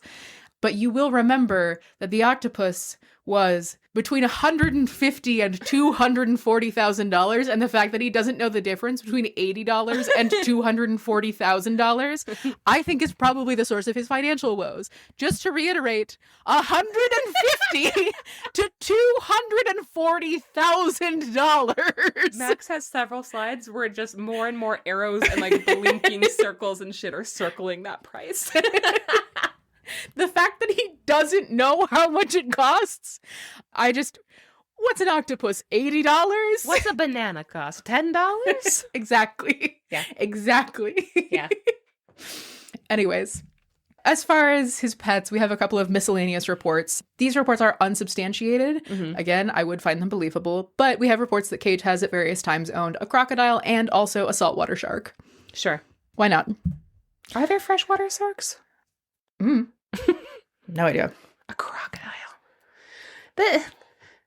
Remember when we went to Yes, south of the border. south of the border and we went to the reptile place, like Reptile Lagoon, thinking like this will be so fun, and they were just treated so badly, and we were like, Jesus. Again, alligators, these things, they have fucking emotional intellect. Yeah, they don't like to be enclosed. They don't like to be In the fucking looked at. dark. and- Like, there's no possible way that you can be properly caring for a crocodile unless you have an outdoor giant fucking man-made lake in your house, I suppose. which isn't outside the realm of possibility. I guess but- that's not, but I doubt it. I doubt. I doubt it because does he only own the Malibu place now? I'm sure he owns other properties, but that is the one that was most recently reported on as his purchasing. Yeah. By the way, I saw the alligator at our thing finally, and he's so cute. Aw. He's so cute. He's little. I thought he was going to be big.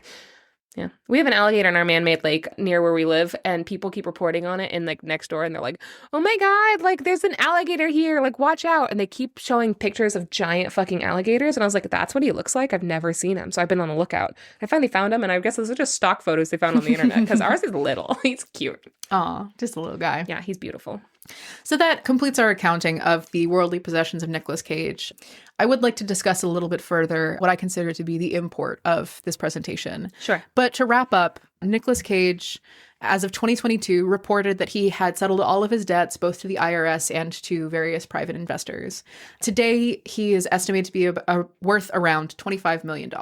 Okay. On the idea of retirement, Cage said in 2021, no. That can't happen. To do what I do in cinema has been like a guardian angel for me, and I need it. I'm healthier when I'm working. I need a positive place to express my life experience, and filmmaking has given me that. So I'm never going to retire. I believe him. I believe him also. Yeah. Also, I don't think he can. I don't think he can ever retire. I know he says he settled all his debt, but I do think an addict is an addict. And I think that without proper actual therapy, which I doubt he's getting, you're going to slip back into that. And he's going to start buying more and more exotic pets and more cars. And it's going to be a endless cycle for him. Yeah. The best thing for him to do would be to get out of the spotlight. Yeah. But the import of this is that there was a period of time between about 2009 to 2022 where Nicolas Cage was in a lot of movies in order to settle his debts to the IRS and to private investors. Yeah. The word around Hollywood has been for the past several years that Nicolas Cage will accept basically any role that you give him. Yeah. Because he's in debt and needed, Yeah. which is why some people account for some of his films, especially in the last 10 years or so, being not good. Yeah. Okay. A lot of them have been not good. Yeah. But I have a point to this. I have here an article linked to Screen Rant, Does Nick Cage Really Only Make Bad Movies? Where they talk a little bit about his choice in the films that he works on and everything like that, whether that is actually an artistic choice or whether it is a purely financial decision that he's making. Yeah.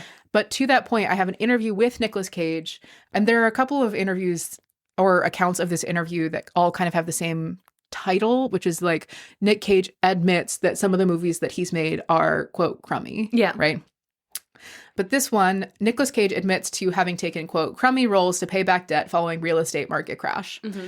Nicolas Cage said of his debt and of his process of settling up, I was overinvested in real estate. The real estate market crashed and I couldn't get out in time. I paid them all back, but it was about $6 million. I never filed for bankruptcy. Okay. Cage said that it was a dark period in his life, but booking roles kept him afloat, helping him to pay off his debt despite the direct-to-video films he ended up doing. Work was always my guardian angel. It may not have been blue chip, but it was still work, he added.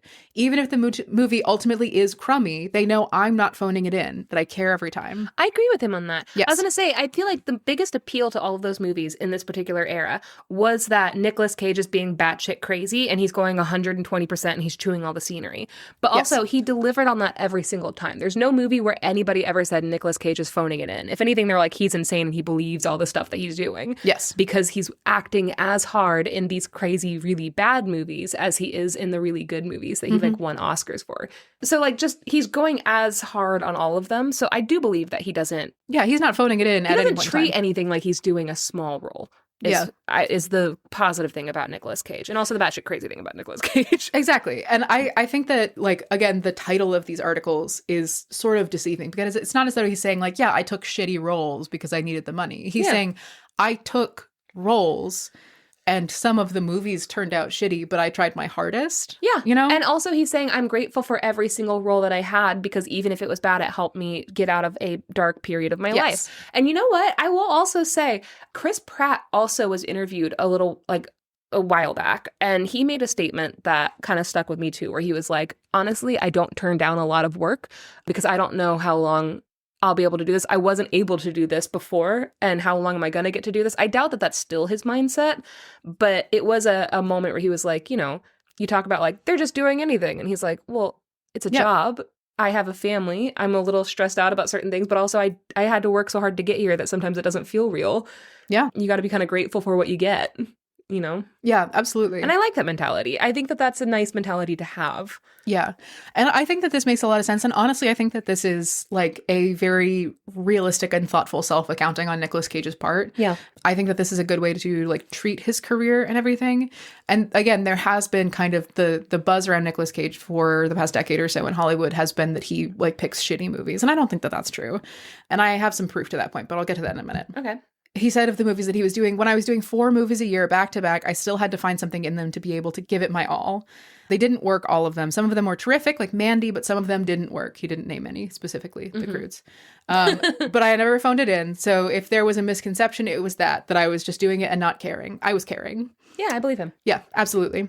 So there's a website called The Numbers, which takes the box office numbers and the production numbers for movies and gives you like a holistic accounting of them. And you can also search by like director, by movie studio, by actor, and see all of the films that they have worked on and kind of get an idea of their review as an actor, director, whatever. I came across this researching for this presentation, and it has a ton of really cool data. So if you are like a movie wonk, definitely look into it.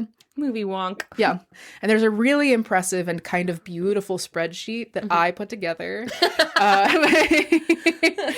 And if you click on this, if you are looking at the presentation, you click on this link, you can take a look at it in person. This beautiful, incredible, monumental, gorgeous spreadsheet that I've created. Somebody really hot made this for sure. For sure. Somebody who is so good at stuff. This is every one of Nicolas Cage's acting credits, accompanied by its release date, the year that it was released, the character that he plays, his role in the movie, whether it's considered a supporting actor or a leading actor. And then I have the rating as accounted for on thenumbers.com, the production budget as reported for the movies. Not every movie has a production budget reported. And then the domestic box office, the international box office, the worldwide box office, which is domestic plus international. Yeah. And then the profit, which is the worldwide box office minus the production budget. Yeah. So I have the numbers are from thenumbers.com. I calculated the profit and loss in some cases on these movies, as well as the averages for his movies over time. Yeah. So over the course of his career, Nicolas Cage has had 117 acting credits. That's a lot. And that's not including movies that are currently in production. Yeah. The total of the production budget for every movie that he's been in is $2.7 billion. His films average a budget of $51,000. His domestic box office averages $38 million. His international box office averages $40.7 million. And his profit total over the course of his career is $2.8 trillion. Jesus. For all of his movies. Not his profit, but the profit of the movies that he's made. His movies average a profit of about $53 million. Jesus. That's after production costs, that for the ones that the production costs are available. I also calculated the average rating of all of his movies. And again, this is based off of the ratings on thenumbers.com, so this might not be a holistic accounting, but yes, it is out of 10. Each one is given a rating that is a number between 1 and 10, including 1 decimal point. Yeah. So you can see the ratings for all of his movies here. His movies average over the course of his entire career 5.9 stars out of mediocre. 10. Yeah. Pretty middle of the road. That is. What's the rating for Connor? Oh boy, hang on. 6.9. Nice. Hey, that is nice. Max, how long did this take you? I don't want to say. This is insane. Did you submit this to thenumbers.com? No, they already have all the data. Then why'd you make your own? Well, I needed to analyze the data, so I had to write formulas about it. It was very easy, but collecting the data and formatting everything was a whole thing. So anyways, I built this whole spreadsheet of all of his movies, all of their ratings, all of the budgets. He's a profitable actor overall. You can tell from these numbers. Yeah. And his movies average above average in ratings. Yeah. 5.9 above average. Pretty good. I have a graph here from this data of the ratings of his movies by year. I did spend an amount of time on this. So you can see here, and you guys can take a look at this also in the presentation on Canva, but his movies generally average around 6 6 out of 10. You can kind of see that like line of trend here.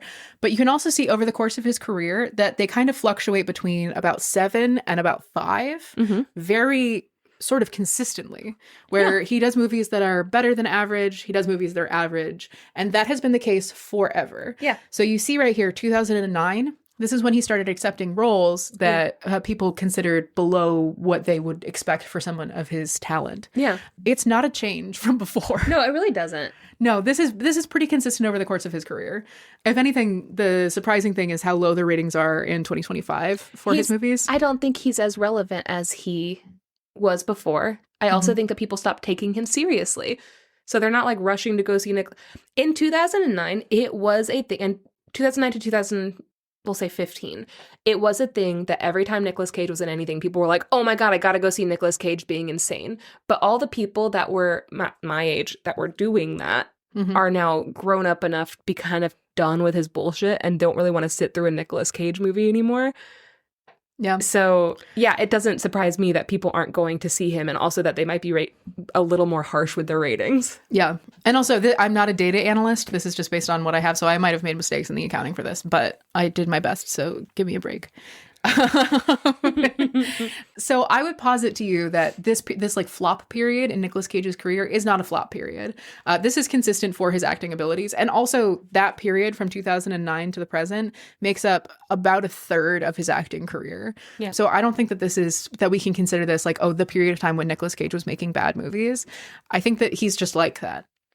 I think that at this point, though, hopefully he has gotten control of his spending, because he's not going to get a second go at that. He's not going to be able to overcome that again, I don't think. That's my prediction. Yeah. A couple of notable data points from this. Out of the 117 movies that he is in, he is a supporting actor and not a lead or lead ensemble actor in only 11. Jesus. 9/10 of the movies that he's in, he is either the main character or a main character. I wonder if Francis Ford Coppola ever regretted his decisions. Hard to say. His highest grossing movies of all time were The Croods and Into the Spider-Verse, which was a voice acting role. Yeah. Yeah, you mentioned that you didn't think The Croods was a good decision. No, it made buttloads of money. Yeah, it was highly popular. I remember people loving it. It made an absolute fortune. I think a lot of times when he talks about the movies that he doesn't like artistically that he's made, he has a very low opinion of the movie The Croods. I don't think he's in a lot of children's movies. Yeah. He doesn't seem like he's necessarily suited to children's movies. Yeah. His highest rated movie of all time is Into the Spider-Verse, which was, again, a voice acting role. And in the period of time between 2009 and 2022, he made 51 movies. Jesus. So about half of the movies that he's made were in this, like, quote-unquote flop period where he's, making as many movies as he can. This is also the 51 movies I have the posters for that he's made between 2009 and 2022. Nice. Do you have a favorite?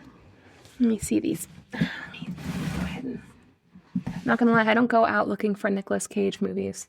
Mine might be Sorcerer's Apprentice. Never seen it. It's pretty good. Renfield was good. Renfield was fantastic. I think he did a fantastic job. Also, everybody go watch the Community episode where Abed tackles Nicolas Cage movies. I might have to watch that. Yeah. Now that I am qualified. I'm not a huge Nicolas Cage. Can you tell? Yeah.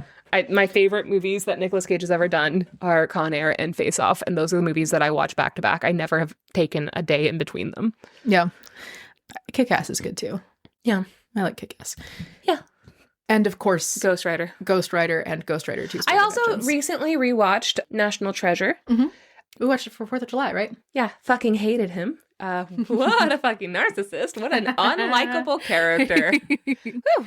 Yup. So that is just some stats about his movies. And that's the end of the presentation. Jump scare Nicolas Cage's face.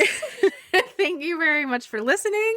Max, fantastic. I never want to hear about Nicolas Cage ever again. I'm so tired of him now. But I'm glad that I know all of these things about him. I am too. It really solidified how I feel about Nicolas Cage. Yeah. Badly. I don't know. It kind of feels like it's like a big situation where it's like a little kid in the body of an adult who is like a multi-millionaire doing whatever they want. Like the house with the trains in it and the dinosaur skull and the Superman comic and everything. I'm like, all the car collection. I'm like, that's, on the one hand, I'm like, that's not I mean, obviously there are morally better ways to spend your money. Like you could have donated any and all of that money. But also, I kind of appreciate that it's things that he does genuinely care about, besides the properties, which he doesn't seem to give a shit about. And but the cars. He loves the cars, though. He's very specific about which cars that he likes and why. I just don't understand the reasoning because I don't understand cars. But I like that. I think that at the very least, it's cool that his interests are clear from the things that he spends his money on. He just happens to have all of the interests of a 7-year-old boy. That's true. It's pretty juvenile. Yeah, I think this is a look into the mind of an addict. I mean, I think that is what it is. I think that the thing that makes this egregious is that I also think that he is a tone deaf and ultimately possibly unintentional racist. I think he's a culture miner. I think that he doesn't seem to have a lot to offer beyond his stuff that he is accumulating. I can't imagine he's a reliable father. I would be interested to hear from his children. Does he have more than one? He has 3 children from 5 marriages. Yeah. So that also makes me think that maybe it kind of makes sense that he would have multiple marriages, not trying to shout out people who have been married multiple times, but yeah, with Nicolas Cage in particular, I can't imagine that he's a supportive or particularly empathetic partner to have. Yeah. There are a bunch of anecdotes about Nicolas Cage that I chose not to include in this presentation, not because they're not interesting, but just because if I included every anecdote about Nicolas Cage, this presentation would be 6 hours long. He and Charlie Sheen hijacked a plane together. Yeah, no, if you are the company that you keep, again, if he's not on the Epstein list, then I'll put a fucking 9x12 rug in the blender and then slurp it up on the beach. I'll drink a 9x12 rug. If he's not on the goddamn Epstein list. He's also the reason why Johnny Depp has an acting career. He was the person who convinced him to go out for an audition. Well, he's correct at the very beginning of Johnny Depp's career because we got to see Johnny Depp in that crop top in Nightmare on Elm Street. Yeah, and that is transcendent. Yes, of and course. Pirates of the Caribbean is one of the greatest movies ever made. It's a actually statistically perfect movie. Yes. And Johnny also, Depp's evil. Yeah, he proposed to his at the time girlfriend, Patricia Arquette, in the 90s in a way that was so crazy that she thought it was a joke until he started planning their wedding. And then she broke up with him. Yeah. So as always, like I mentioned, these sources are not always 100% reliable. I've done my absolute best to research all of them, and I have included all of the sources in the presentation, so you can review those. But I think for me, the thesis of this presentation is that, first of all, nobody should have this much fucking money. Yeah. Yeah. We should be taxing billionaires and millionaires. Also, more. it's not like it's doing him much good. No. Genuinely, it's not. It's not.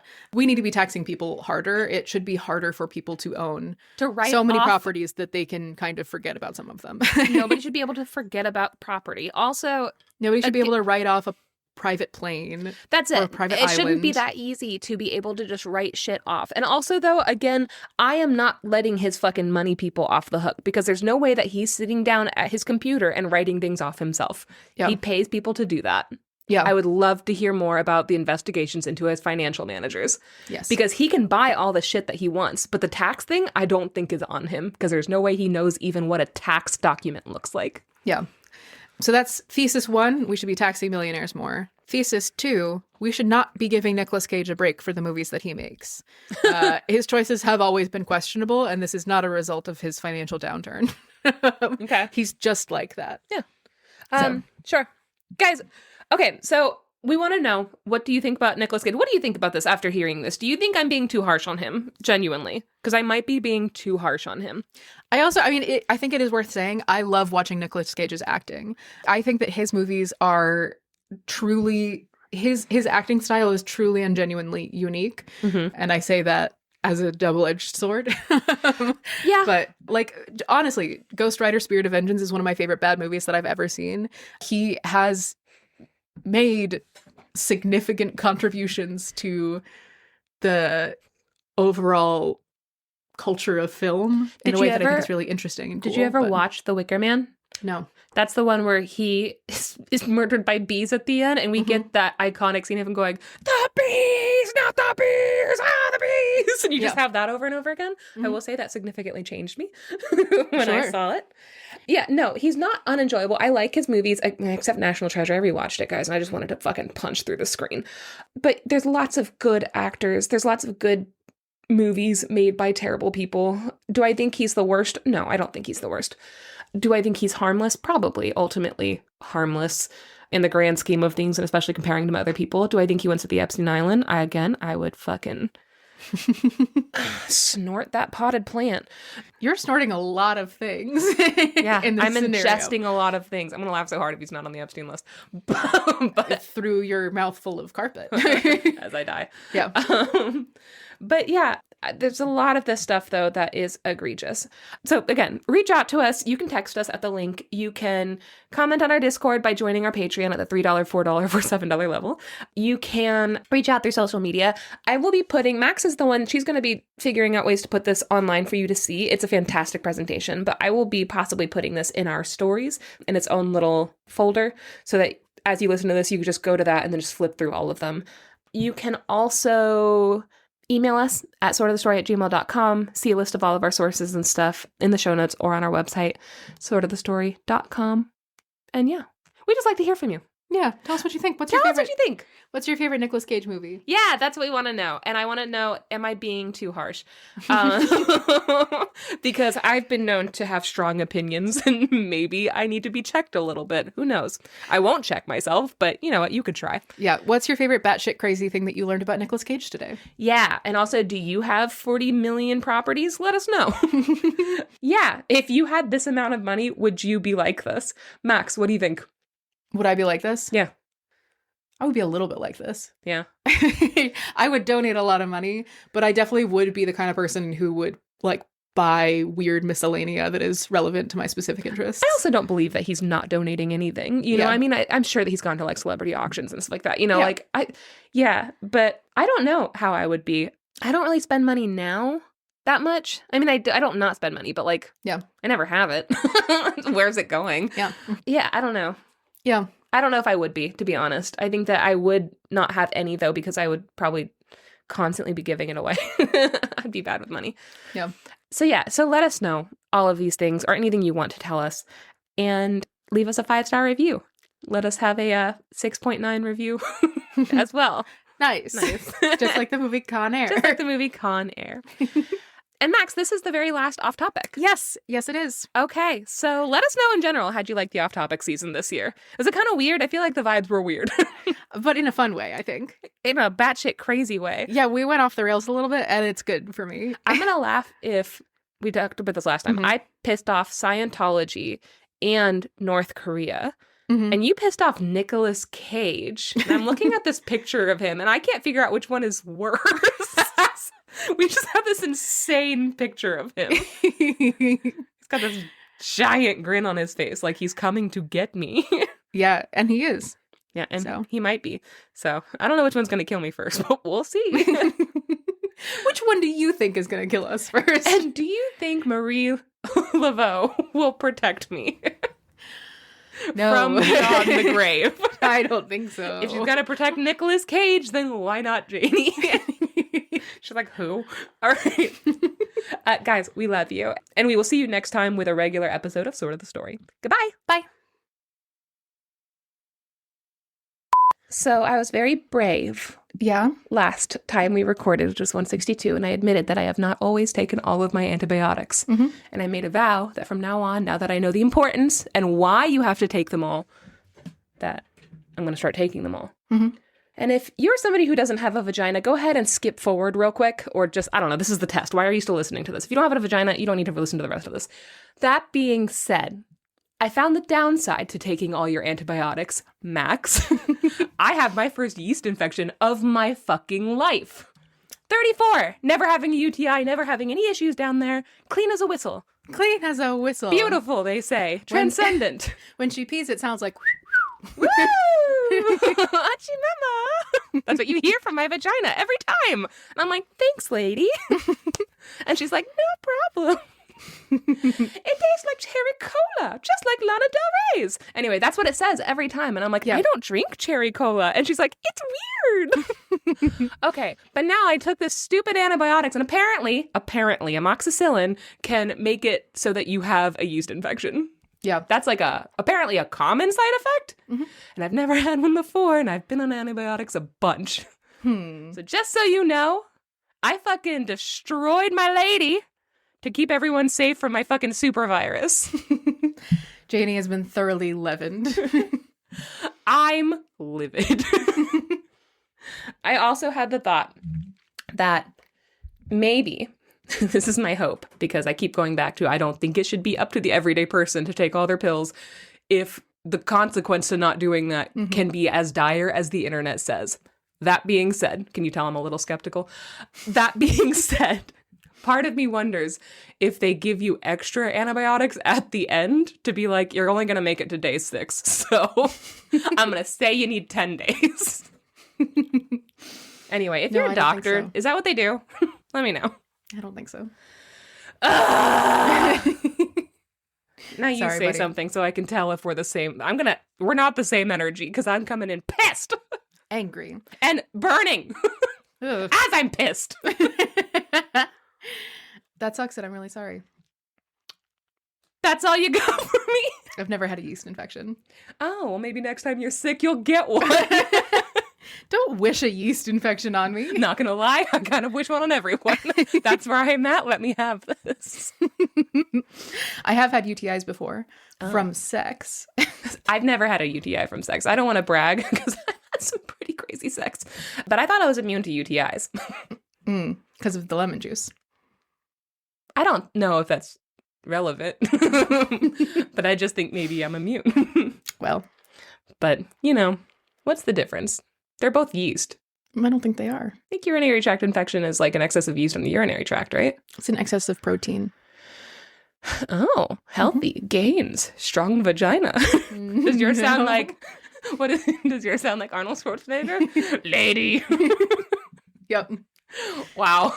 Your Kegels are strong. Give me a dumbbell. I hate this. I hate this bit. Let's really impress him by benching 200. What vagina? Why do you sound like Arnold Schwarzenegger? I really don't like this bit. I'll be vag. That's your vagina. That's not my vagina. That's your vagina! That's the former governor of California. In your pants. Is that tested enough? Can we be done with this? I don't know. I need you to say I'm so sorry. Janey's so sorry. No! Okay, let's see if that tested.